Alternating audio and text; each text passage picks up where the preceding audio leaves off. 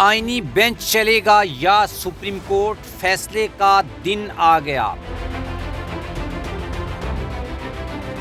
معاملات اس قدر خراب کیوں ہوئے ہیں اور آئینی ترمیم جس طرح بنی تھی یہ کیا ویسے ہی ختم ہونے جا رہی ہے؟ کچھ اہم ڈیولپمنٹ اس ویڈیو میں آپ کے ساتھ شیئر کریں گے۔ آپ چینل کو سبسکرائب کریں، بیل آئیکن کو پریس کریں اور آپ نے اپنی رائے کومنٹ باکس میں لازمی لکھنی ہے۔ ایک بات تو آپ اپنے مائنڈ میں رکھ لیں کہ آئینی بینچ میں اب تک کوئی اہم کیس سماعت کے لیے مقرر نہیں ہوا، اور یہ بھی دیکھا جا رہا ہے کہ گزشتہ ہفتے آئینی بینچ کے کام کی وجہ سے روٹین کے جو بینچز ہیں ان میں ایک بہت بڑا خلل پڑا ہے۔ تو اس کے بعد اب یہ سوال پیدا ہو گیا ہے کہ آئینی بینچ کو چلانا ہے یا سپریم کورٹ آف پاکستان کو چلانا ہے۔ تو اس کے لیے کیا چیز اس وقت اہمیت اختیار کر چکی ہے یہ میں آپ کو بتا دیتا ہوں۔ ویسے تو آپ نے سنا ہوگا کہ چیف جسٹس یا آفریدی جو ہیں ان کی مکمل خاموشی ہے، وہ نہ کوئی بات کر رہے ہیں، وہ پتہ نہیں ان کی خاموشی کی وجہ کیا ہے، لیکن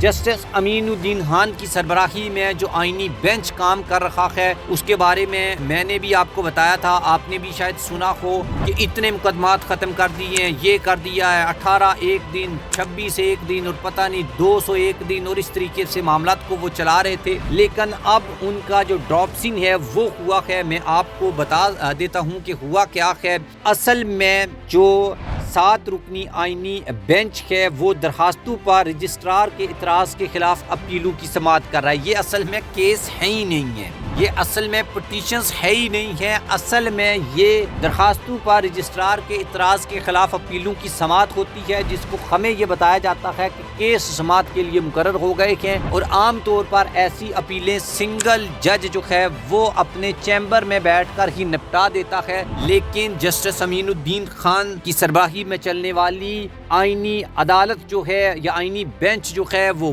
بڑے جو ہیں وہ بڑا چڑھا کر ہیڈ لائنز بنتی ہیں کہ اتنے کیس ختم کر دیے، یہ کر دیا۔ ہم بھی سوچتے ہیں کہ یار اس کے اوپر فیصلہ کوئی آیا نہیں ہے تو کیا سین ہے، تو اس کا مطلب یہ ہے کہ وہ تو خود ہی اعتراض کے خلاف درخواستیں ہیں، اور اس کے اوپر وکلا جو ہیں وہ حیرانی کا اظہار کر رہے ہیں کہ چیمبر اپیلیں لارجر بینچ کے سامنے کیوں لائی جا رہی ہے۔ اور یہ بھی دیکھا جا رہا ہے کہ گزشتہ ہفتے آئینی بینچ کے کام کی وجہ سے روٹین کے بینچز جو ہیں وہ کام کرنے سے قاصر ہیں، وہ جج بیٹھ کر چلے جاتے ہیں، جبکہ آئینی بینچ کے لوگ یا ججز آئینی بینچ میں بیٹھے ہوتے ہیں۔ اور اس طرح اس ہفتے کے پہلے 2 دنوں میں 3 ججز اور پچھلے ہفتے میں کوئی بھی بینچ روٹین کے مقدمات سننے کے لیے دستیاب نہیں تھا، اور آئینی بینچ نے بھی ابھی تک ایسی کوئی ہائی پروفائل کیس نہیں سنا جس کا نتیجہ ملکی سیاست پر اثر انداز ہو سکے۔ جسٹس امین الدین خان نے 3 دن زیادہ تر ایسے مقدمات کی سماعت کرتا رہا جو سابق چیف جسٹسز کے ادوار میں آرٹیکل 184(3) کے تحت زیر سماعت تھے۔ بینچ نے یہ سوال بھی نہیں اٹھایا کہ خاص طور پر افتخار چودھری اور ثاقب نثار کی بیڈ گورننس اور بدعنوانی سے متعلق جو معاملات ہیں اس سے دائرہ اختیار کو کیسے استعمال کیا، وہ آیا صحیح بھی تھا یا غلط تھا۔ دلچسپ بات یہ ہے کہ 7 رکنی آئینی بینچ جو ہے وہ کام کر رہا ہے جو روٹین میں عام عدالت کا ایک جج چیمبر میں بیٹھ کر کرتا ہے، اور اس سے روٹین کے جو ججز ہیں وہ بڑے یعنی کہ ڈسٹرب بھی ہو رکھے ہیں، نہ ان کے کیسز لگ رکھے ہیں۔ تو اس حوالے سے اب یہ سوال پیدا ہوا ہے کہ زیر التوا کیسز میں کمی لانے کا جو کیس مینجمنٹ پلان تھا وہ کامیاب ہو سکے گا یا نہیں ہو سکے گا، اور کیا زیر التوا جو کیسز ہیں ان کے لیے کن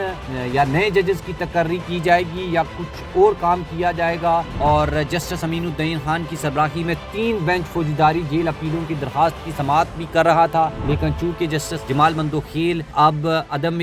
دستیابی کی وجہ سے وہ بینچ بھی کام نہیں کر رہا، کیونکہ وہ تو اب آئینی عدالت میں بیٹھتے ہیں، اور اب یہ بحث شروع ہو چکی ہے یا ہو گئی ہے کہ کیا آئینی بینچ کے کام کرنے کے بعد کیس جو ہے وہ مینجمنٹ سسٹم کامیاب ہو پائے گا یا نہیں۔ اس سوال کا جواب جو دلچسپ بات یہ ہے کہ 7 رکنی آئینی بینچ جو ہے وہ کام کر رہا ہے جو روٹین میں سے 2 عدالتوں یا 2 بینچز کو چلانا بڑا مشکل ہو جائے گا۔